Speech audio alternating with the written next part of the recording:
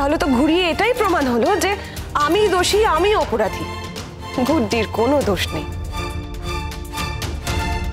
তাহলে পরিষ্কার করে সেটাই বলো না কেয়া ফুল।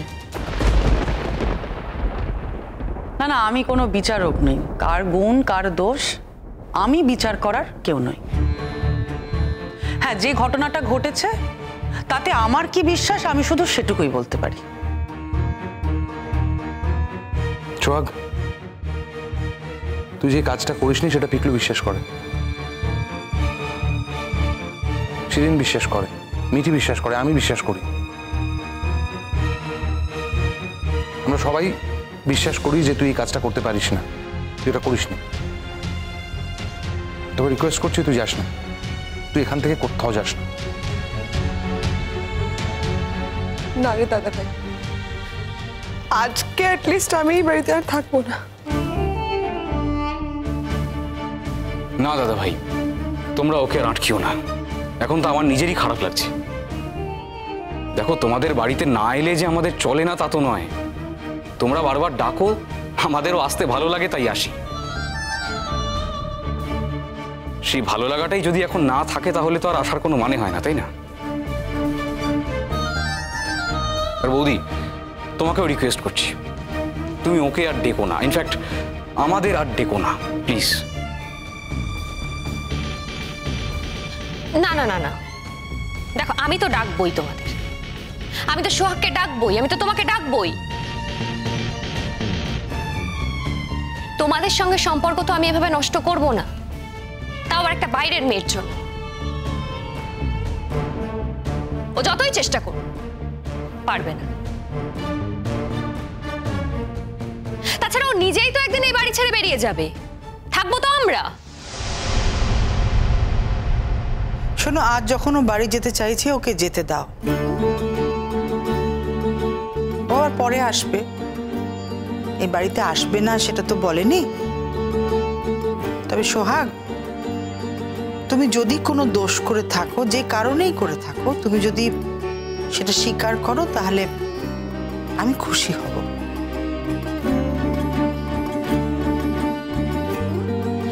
আমি কিছু করিনি মাম্মা। কেন বারবার এক কথা বলছো? বলছি তো আমাকে ফাঁসানো হয়েছে। বেশ তো, তাহলে তুমি আমাকে ইগনোর করছো না কেন সোহাগদি? চলে যাচ্ছ কেন? তুমি থাকো এ বাড়িতে, এবারে সবাই তো তোমাকেই বিশ্বাস করছে আর আমাকে অবিশ্বাস করছে। এই গুড্ডি, চুপ কর, তুই কিন্তু বড্ড বেশি কথা বলছিস। তুই কি মাথায় চড়ে বসেছিস নাকি? তোর কিন্তু এই কথাগুলো বলার কোনো অধিকার নেই গুড্ডি। আর তুই কি এখন সব কিছু ছেড়ে মানে এই কুটকাচালির মধ্যে ঢুকেছিস? এগুলো এখন করবি? গুড্ডি, তুই কিন্তু ভুলে যাস না, তোর তিন কুলে এখন আর কেউ নেই। তুই এই বাড়িতে এসে আশ্রয় নিয়েছিস, আর এখন সেই বাড়ির মানুষগুলোকে নিয়ে মানে তুই এই কথাগুলো বলছিস, তাদের সম্পর্কটা পুরো নষ্ট। তুই একদম আর কথা বলবি না গুড্ডি, একদম কোনো কথা বলবি না। আর তোর জন্য না আমার এখন লজ্জা করছে। দাঁড়াও দাঁড়াও,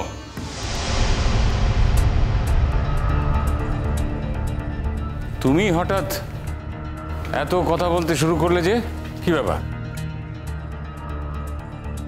জেঠুমনি, আমি গুড্ডিকে শাসন করছিলাম। গুড্ডিকে শাসন করার অধিকারটা তো আমি রাখি, মানে এটা আমাকে কেউ দেয়নি, এটা আমি অর্জন করেছি। আর সেটা অর্জন করেছি গুড্ডির জন্ম থেকে। আর ওর বাবা মানে বহুদাও সেটা মেনে নিয়েছিল, আর গুড্ডিও সেটা মেনে নিয়েছে। আমার মনে হয় না এর মধ্যে আপনার কোনো দোষ খুঁজে পাওয়া উচিত। আমি দোষ খুঁজে পাবো না গুণ খুঁজে পাবো সেটা আমার উপরেই ছাড়া থাক। প্রশ্ন একটি, আমার বাড়ির বউকে শাসন করার আগে তোমার সে অধিকার আছে কিনা সেটা রিনিউ করা দরকার।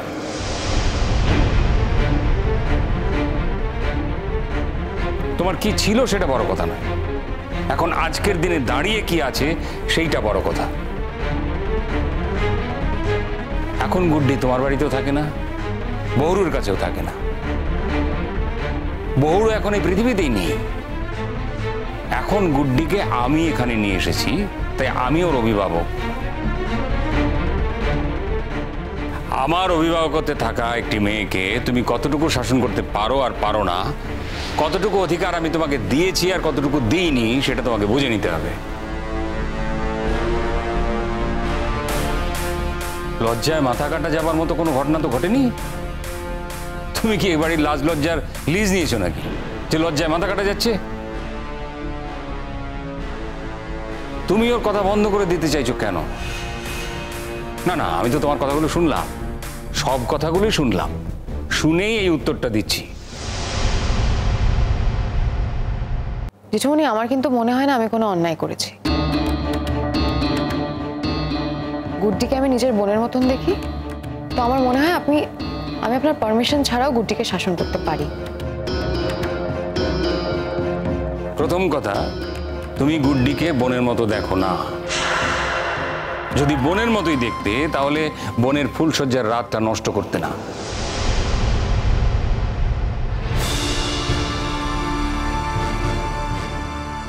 দ্বিতীয় কথা, আমার পারমিশন ছাড়া তুমি আমার বাড়িতে ঢুকে আমার বাড়ির বউকে অপমান করতে পারো না।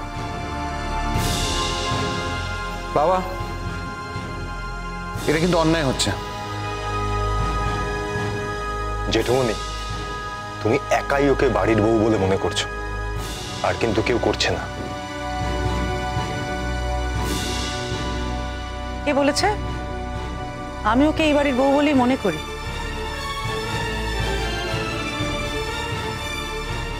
For your kind information careful, আর কেউ করে না, তুমি একা, সবাই নয়।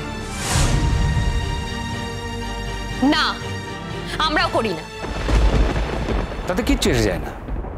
তোমরা কি মনে করলে কি না করলে তার উপর একটা সত্যি নির্ভর করে না। আর সোহাগ, অনেকক্ষণ ধরে একটা নাটক চলছে। শ্বশুরবাড়ি চলে যাচ্ছ, যাও, ভালো কথা।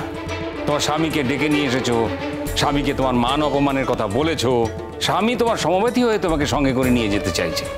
সে কিন্তু কোনো সত্য অনুসন্ধান করে দেখতেও চায়নি।